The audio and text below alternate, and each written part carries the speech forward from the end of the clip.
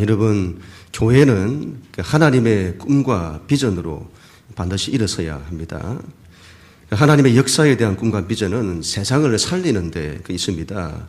인간을 살리는 데 있습니다. 교회는 여러분 그 일에 헌신해야 합니다. 그것보다 더 귀한 것은 없습니다. 그 방법이 십자가에 있습니다. 예수님이 그토록 강조하신 것이 십자가입니다. 내가 이 길을 간다. 이 길이 중요하다. 오늘 우리가 읽은 말씀 바로 앞에서도 그 점을 강조하셨습니다. 이 길이다. 이걸로 너희가 살고 가정도 살고 교회도 살고 세상도 산다. 그런데 이런 제자들이 깨닫지를 못하는 겁니다. 예수님 말씀하시고 또 말씀하시고 또 말씀하시고 그래도 알아듣지를 못합니다. 답답한 일이죠. 우리가 그렇다는 말입니다. 십자가에 답이 있다. 이걸 깨닫는 것이 얼마나 어려운지 그렇게 말하고 또 말해도 알아듣지 못한다는 겁니다. 오늘 말씀 20절, 21절 말씀 우리 같이 한번 읽습니다. 시작.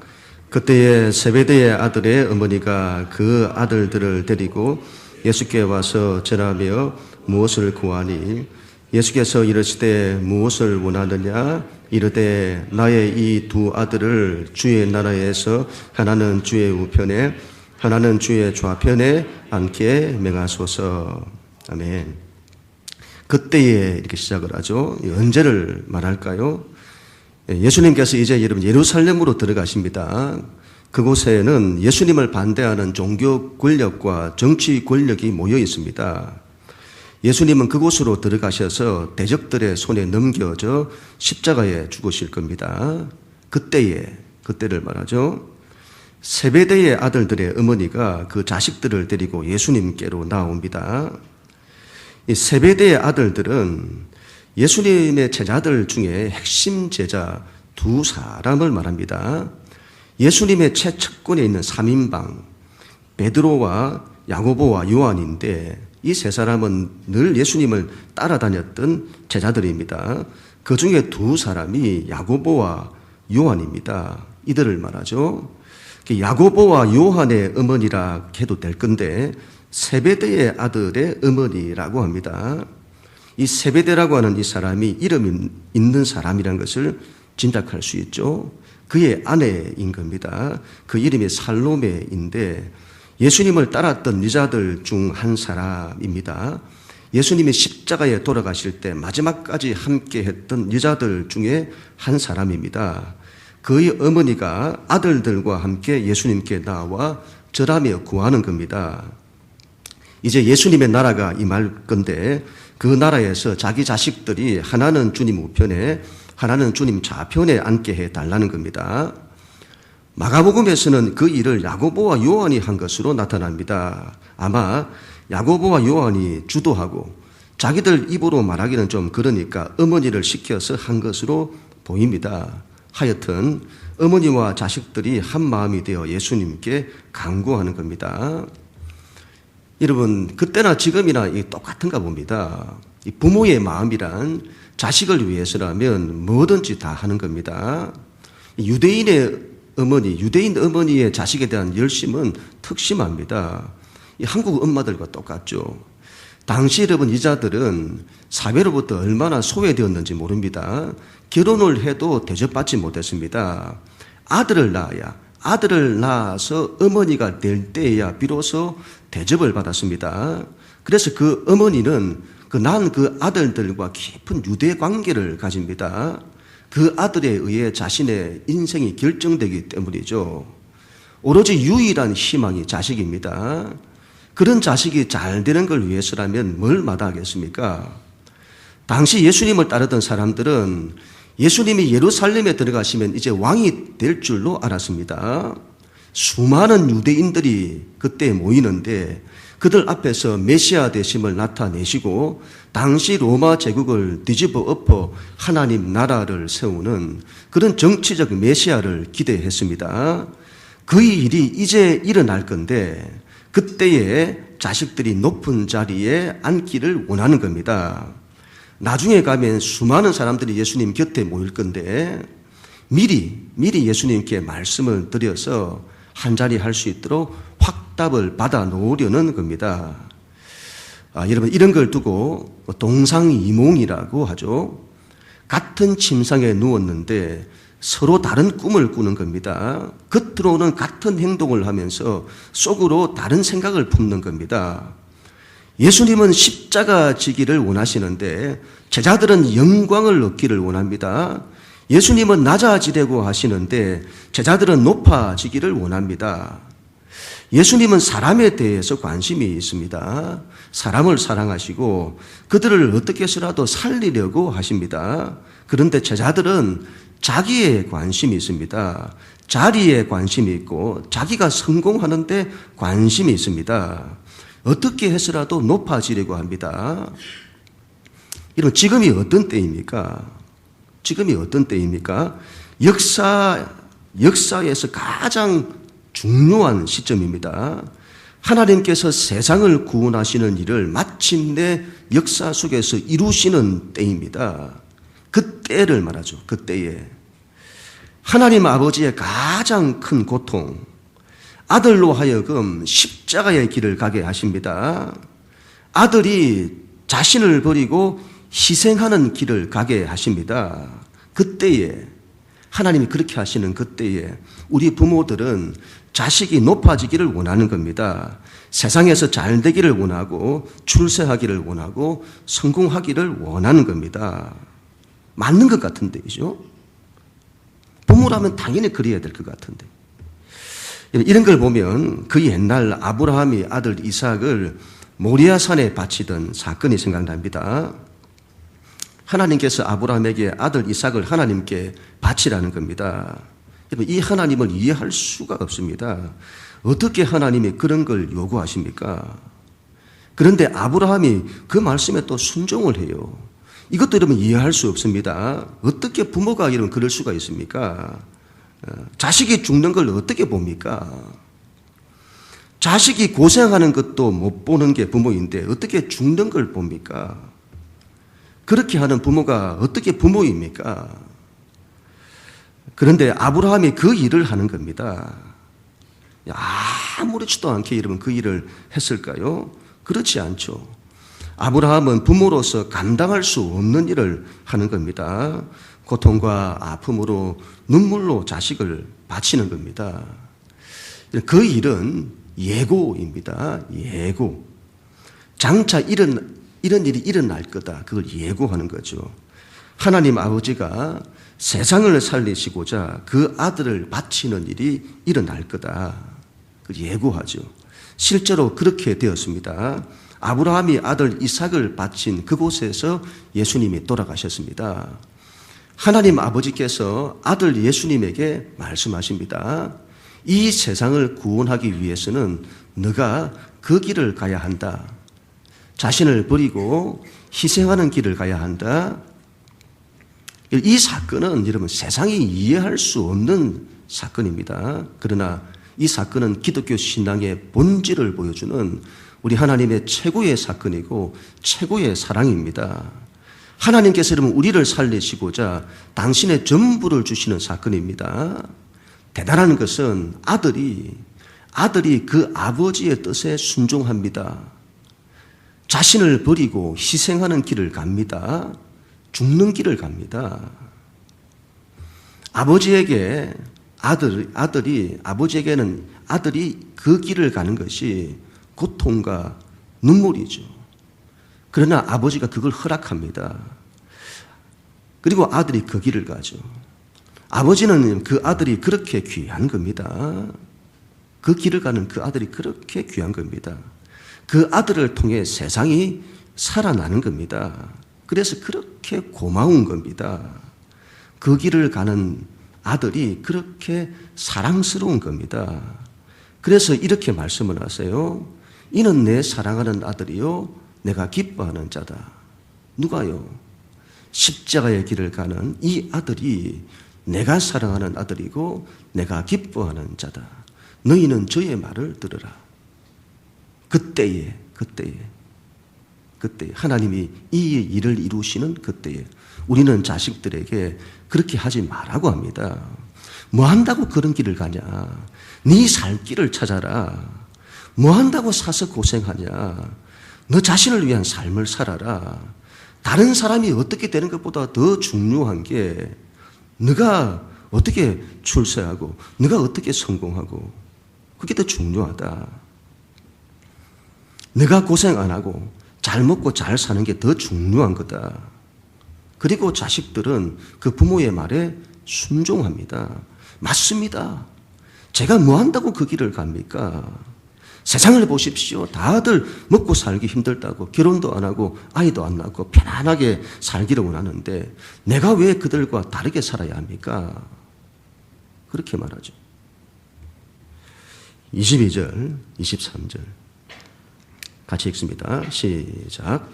예수께서 대답하여 이르시되 너희는 너희가 구하는 것을 알지 못하는도다. 내가 마시려는 잔을 너희가 마실 수 있느냐? 그들이 말하되 할 수 있나이다. 이르시되 너희가 과연 내 잔을 마시려니와 내 좌우편에 앉는 것은 내가 주는 것이 아니라 내 아버지께서 누구를 위하여 예비하셨던지 그들이 얻을 것이니라. 아멘. 그때 예수님이 이렇게 말씀을 하십니다. 너희는 너희가 구하는 것을 알지 못한다. 대체 너희가 뭘 구하느냐? 너희는 너희가 뭘 구하는지를 모른다.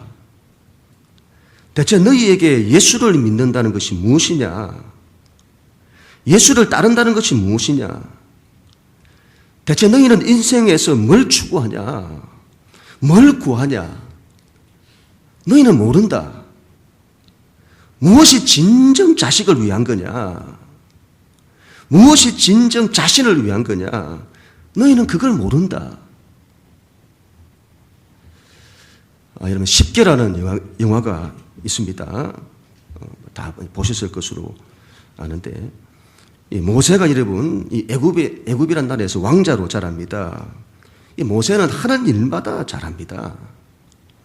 배다른 형제 람세스가 있었는데 그는 모세보다 무능합니다. 아버지 파라오는 모세를 사랑합니다. 모세를 편애하죠. 그런데다가 공주도 모세를 사랑합니다. 람세스가 모세를 얼마나 미워했을까요? 어떻게 해서라도 모세보다 높아지려고 합니다. 이 모세는 뒤에 가서 자기가 누구인지를 알게 됩니다.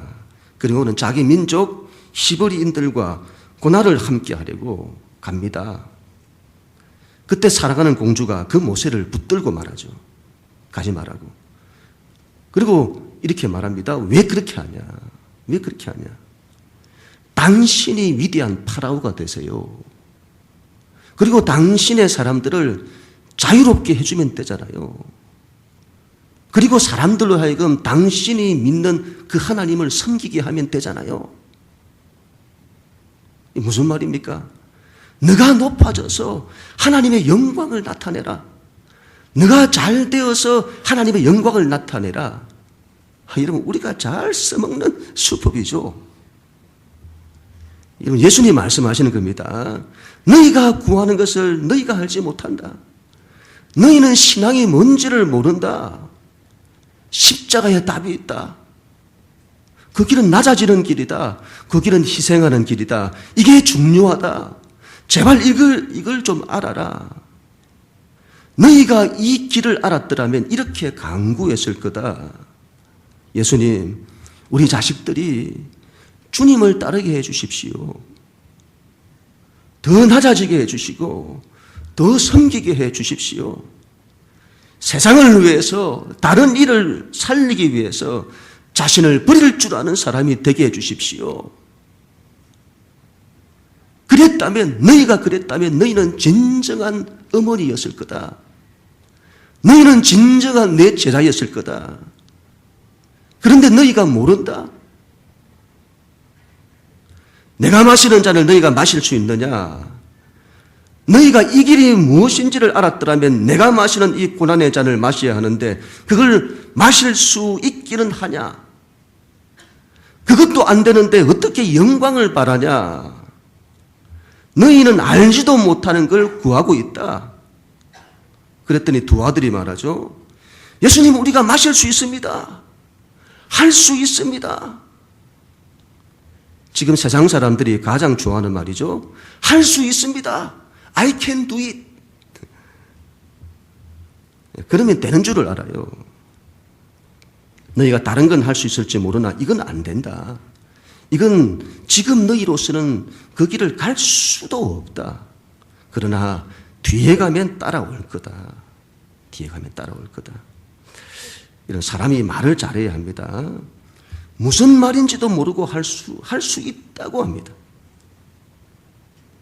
그러나 여러분, 이 제자들의 마음만은 진심이라고 봅니다. 이 제자들이 실패도 하고 뭐가 뭔지도 잘 구분도 못합니다. 그러나 예수님 사랑하고 예수님 따르고자 하는 마음은 진심인 거죠. 그래서 그들이 할 수 있습니다라고 했던 그 말은 그들이 예수님을 따르는 그 진심에서 뭐가 뭔지를 잘 모르는 가운데 했던 말입니다만은 그런 했던 그 말은 전부 이제 예언이 됩니다. 이런 말이죠. 어떤 청년이 뭐가 뭔지를 잘 모르는 겁니다. 순수한 마음에 예수님 사모하고 고백을 한 겁니다. 예수님, 저는 예수님처럼 세상을 살릴 겁니다.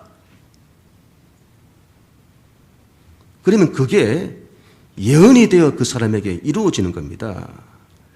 야고보와 요한도 그렇게 되었습니다.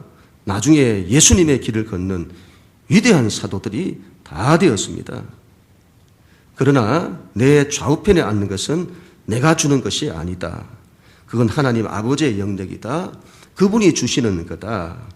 누가 내 좌우편에 앉을 것인지에 대해서는 말할 수 있는 것도 아니고 너희가 관심을 가져야 할 것도 아니다. 분명한 것은 나와 함께 십자가의 길을 걷는 자들은 영광을 보게 될 거다. 그것만큼은 분명하다. 예수님 그렇게 말씀하시죠. 이런 부모들의 마음이 바뀌어야 합니다. 진정 자식을 위하는 게 무엇인지를 알아야 합니다. 하나님 아버지의 마음을 가져야 합니다. 예수님의 길을 걷게 해야 합니다. 사람을 사랑해내고 섬겨내고 희생해내는 사람이 되게 해야 합니다. 그게 복이에요. 하나님의 복을 오게 합니다. 이런 사람이. 그런 자식들은 이 세상에서 어떤 곳에서 어떤 모습으로 살아갈지라도 살리는 역사들을 만들어내요. 하나님의 복을 오게 하는. 그런 복을 많이 받게 해야죠. 자식들이. 그런 복을 많이 받을 수 있도록. 24절부터 27절 같이 읽습니다. 시작. 열 제자가 듣고 그 두 형제에 대하여 분이 여기거늘 예수께서 제자들을 불러다가 이르시되 이방인의 집권자들이 그들을 임의로 주관하고 그 고관들이 그들에게 권세를 부리는 줄을 너희가 알거니와 너희 중에는 그렇지 않아야 하나니 너희 중에 누구든지 크고자 하는 자는 너희를 섬기는 자가 되고 너희 중에 누구든지 어뜸이 되고자 하는 자는 너희의 종이 되어야 하리라. 아멘. 이 이야기를 들은 나머지 10 제자들이 난리가 났습니다. 분이 여겼다고 합니다. 화가 나서는 이제 머리 뚜껑이 열린 거죠. 왜 이런 분노했을까요? 사람이 그러면 안 되지. 그 정도로 말해도 될 것 같은데 분노했다고 하죠. 아니면 예수님을 가장 열심히 따랐던 제자들이 아닙니까? 그래, 너희는 예수님의 좌우편에 앉을만 해.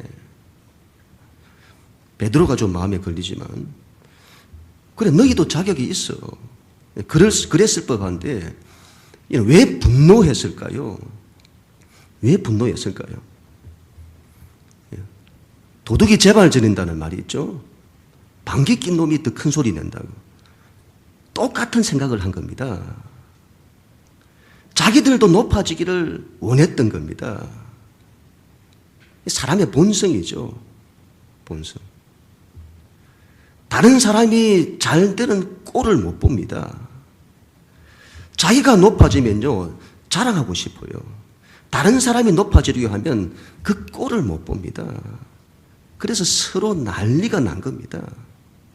똑같은 거죠. 꼭 이러면 이럽니다. 꼭 이 시점에 이래요. 지금 예수님 큰 일을 앞두고 있습니다. 지금 예수님 십자가를 앞두고 계십니다. 하나님의 꿈과 비전, 세상을 살리는 일을 위해 당신의 전부를 다 거십니다. 목숨까지 희생하십니다. 이런 때 사람들이 곁에서 예수님과 마음을 같이 해줘야 합니다. 같이 동참하고 예수님에게 힘이 되어줬어야 합니다.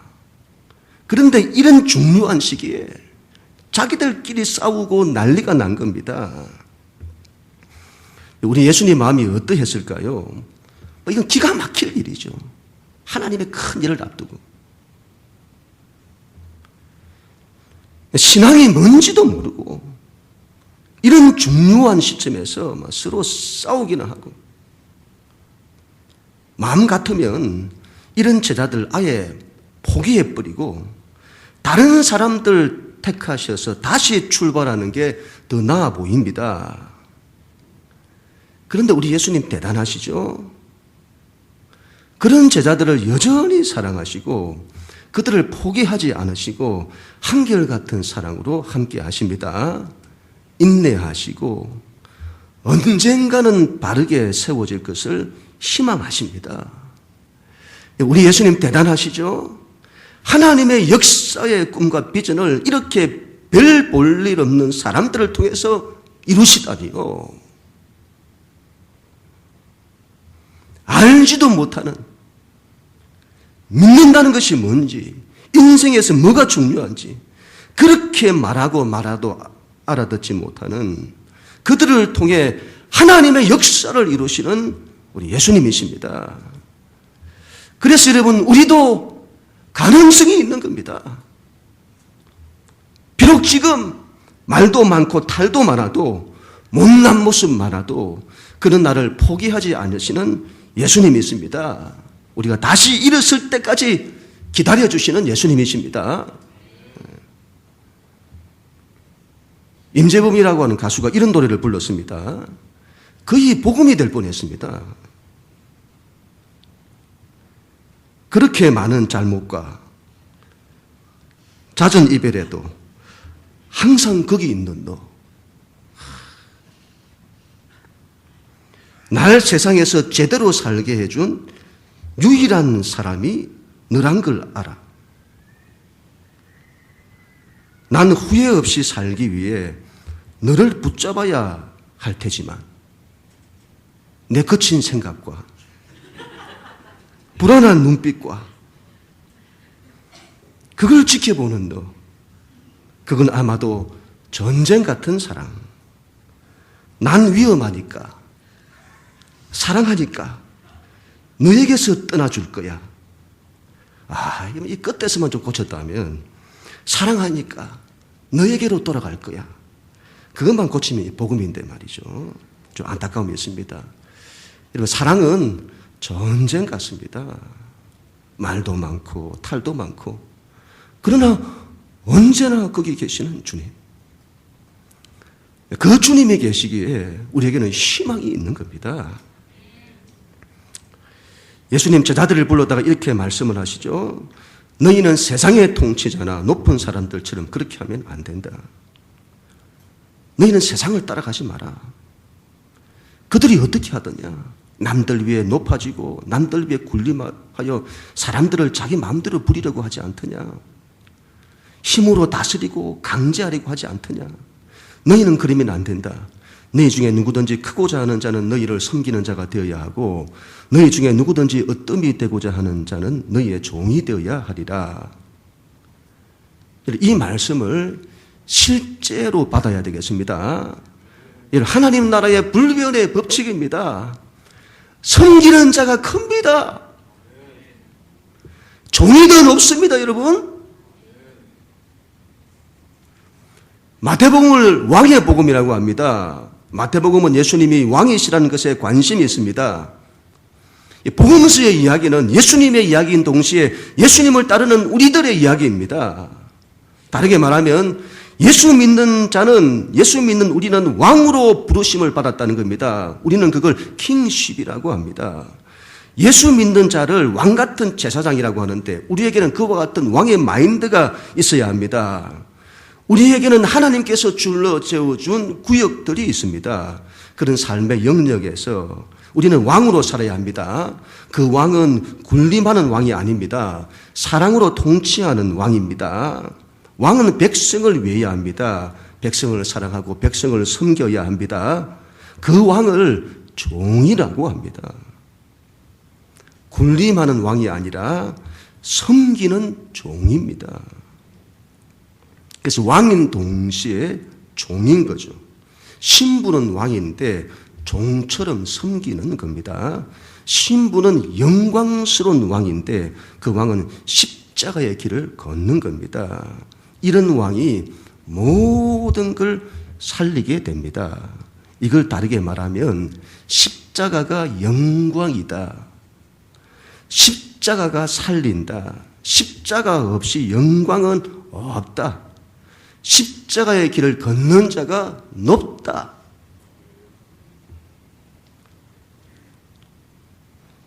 다른 걸로 자꾸 신앙을 확인하려고 하지 마시고, 참 신앙은 하나님을 잘 믿는다는 것은 다른 걸로 확인되는 게 아니라 그 사람이 십자가의 길을 걷느냐는 겁니다. 하나님을 전심으로 사랑하냐? 하나님을 사랑한다는 것은 인간을 사랑한다는 것인데 사람을 사랑할 줄 아냐? 사람을 존중할 줄 아냐? 사람을 위할 줄 아냐? 낮은 곳에서 사람을 섬길 줄 아냐? 사람을 위해 희생할 줄 아냐? 그 길로 확인된다는 겁니다. 신앙은. 그게 제일 중요하다는 이 말이죠. 그런 사람이 큽니다. 그런 사람이 높습니다. 그럼 우리 모두가 다 될 수 있기를 바랍니다. 마지막으로 28절 같이 읽습니다. 시작. 인자가 온 것은 섬김을 받으려 함이 아니라 도리어 섬기려 하고 자기 목숨을 많은 사람의 대성물로 주려 함이니라. 아멘. 우리 예수님이 누구신지, 예수님이 이 땅에 왜 오셨는지, 예수님의 인생의 목적, 사명이 무엇인지를 보여주는 너무도 중요한 말씀입니다. 여기서 예수님은 당신 자신을 인자라고 하셨습니다. 인자, 사람의 아들이란 말이죠. 근데 왜 이런 말씀을 쓰셨을까요? 이스라엘 민족만큼 역사 속에서 많은 고난과 핍박을 받은 민족이 없습니다. 지정학적인 위치가 이 사이 땅입니다. 낀 땅이죠. 세계 대륙이 만나는 지점에 끼어있는 땅입니다. 그래서 역사적으로 수많은 나라와 제국들의 침략을 받았습니다. 역사 속에서 그토록 평화, 샬롬을 가장 간절히 구했지만 찾지 못했던, 그래서 그들 민족 사이에서 자신들의 평화를 빼앗고 고통과 절망을 안겨줬던 제국의 통치자들을 짐승이라고 불렀습니다. 아수르 제국, 바벨론 제국, 페르시아 제국, 그리스 제국, 그리고 로마 제국의 왕까지. 이스라엘 민족은 그와 같은 짐승의 통치가 아닌 참 인간, 참 하나님의 사람, 참된 사람의 아들 인간이 통치하는 인자의 나라를 간절히 대망했던 겁니다. 그분이 바로 예수님인 겁니다. 예수님은 로마 제국 시대, 옥타비아누스가 제국을 통치하던 시대에 오셨습니다. 옥타비아누스가 누구입니까? 이 위대한 왕, 아우구스투스라는 칭호를 받은 자, 팍스 로마나 시대를 열었던 로마 제국의 첫 번째 왕, 얼마나 세상 나라를 잘 다스렸는지 그런 왕이 없습니다.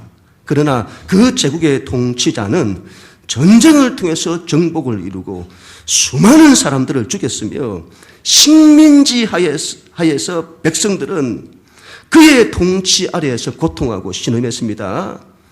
이 황제는 신의 아들로 칭송을 받을 만했습니다. 역사 속에서 그만한 자가 없었습니다. 로마 시민들에게는 그랬습니다. 그러나 식민 통치 아래 있는 이스라엘에게 그 통치자는 짐승입니다. 자신들의 나라와 권력을 위해서 무자비하게 그들의 통치에 저항하는 자들은 잔인하게 죽여버리는, 예수님은 그런 자들과 다른 인자로 오셨습니다. 인자는 사람을 압제하는 왕이 아닙니다. 그분은 상한 갈대를 꺾지 아니하시며 꺼져가는 심지를 끄트리지 아니하시는 분이십니다. 인간의 모든 절망과 아픔, 죽음을 아시고 그들을 살려내시는 왕, 그 왕은 당신의 백성을 위해 목숨까지 바칩니다. 예수님 말씀하시죠. 인자가 온 것은 섬김을 받으려 함이 아니다. 도리어 섬기려 한다. 자기 목숨을 많은 사람의 대속물로 주려 함이라. 나는 섬기러 왔다. 나는 희생하러 왔다. 예수님의 사명이죠. 그 사명은 우리의 사명입니다. 예수님의 이 말씀은 예수님에게만 해당되는 말씀이 아닙니다. 우리 모두에게 하시는 말씀입니다. 우리는 예수님과 한 몸, 한 운명으로 엮여 있습니다. 너희는 참 사람의 아들, 인자가 되어야 한다. 그리고 이 땅에서 하나님의 통치를 이루어내야 한다. 인간이 땅에 오는 이유가 뭐냐? 이 땅에서 사는 이유가 뭐냐? 바로 이거다. 내가 온 이유와 같다. 너희는 세상을 살리기 위해서 왔다. 세상을 섬기기 위해서 왔다. 그들을 위해서 희생하러 왔다. 그게 내가 산 목적이요 사명이고 너희가 사는 목적이고 사명이다. 이런 말이 있죠. 집에 불이 났습니다. 피카소 그림을 가지고 나올래? 고양이를 가지고 나올래? 그랬더니 고양이를 가지고 나오겠다는 겁니다. 왜? 살아있는 생명이잖아요. 그거죠, 이런 그거. 우리의 사명은 생명을 살리는 데 있습니다. 그 일을 위해 섬기고 희생하는 겁니다. 세상의 무신론, 무신론이 득세하잖아요. 자연주의는 그 끝이 다 죽어버려요. 그래서 무신론과 자연주의는 필연적으로 혐오주의로 갑니다. 그들이 발버둥을 쳐도 이 사실은 바뀌지 않습니다. 왜냐? 모든 것이 죽어버리니까. 혐오성을 벗어날 수 없습니다. 그런 자들에게 십자가는 기대할 수 없습니다. 다른 사람을 사랑해야 한다. 그들을 섬겨야 한다. 더 낮아져야 한다. 더 희생해야 한다. 그들에게는 이게 일어나지 않습니다. 모든 것이 죽어버리는데 뭐 한다고 그런 인생을 살아갑니까? 살 수가 없어요. 인생의 의미가 어디에 있습니까? 그 가치가 어디에 있습니까? 그냥 잘 먹고 잘 살고 자기 하고 싶은 거 하면서 살다가 가는 거죠. 다른 사람을 위할 시간이 어디에 있습니까? 한 번밖에 없는 인생, 내 한 사람 즐기며 사는 것으로도 부족하죠. 그러나 우리는 그렇지 않습니다. 우리는 인생이 죽어버리지 않습니다. 우리에게는 하나님의 나라가 있습니다. 구원이 있고 영생이 있습니다. 우리에게는 내일이 있고 희망이 있습니다. 그래서 우리는 이 땅에서 낮아질 수 있는 겁니다. 섬길 수 있는 겁니다. 희생할 수 있는 겁니다. 우리 예수님 왜 그토록 십자가를 강조하셨는지를 기억해야겠습니다. 모든 답이 거기 있다. 십자가의 삶을 통해 하나님의 꿈과 비전을 이루어야 한다. 그렇게 말씀하시죠. 이 말씀에 순종하는 우리 모두가 다 될 수 있기를 주님 이름으로 간절히 축원합니다.